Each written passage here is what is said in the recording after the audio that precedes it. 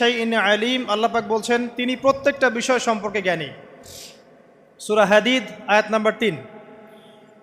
তো আমরা বুঝতে পারছি যখন কোনো কিছু ছিল না তখন আল্লাহ রাব্বুল আলামিন ছিলেন, আবার যখন কিছু থাকবে না তখন আল্লাহ পাক থাকবেন। কুল্লু মান আলাইহা ফান ওয়া ইয়াবকা ওয়াজহু রাব্বিকা যুল জালালি ওয়াল ইকরাম। সমস্ত কিছু ফানা হয়ে যাবে, শুধুমাত্র আল্লাহ রাব্বুল আলামিনের সত্তা জাত এটা বাকি থাকবে।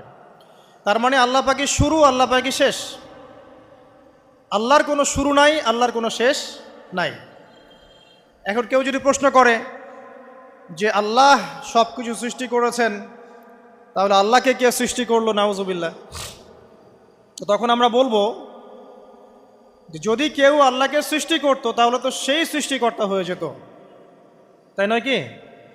এইভাবে এক এক করে যদি আমরা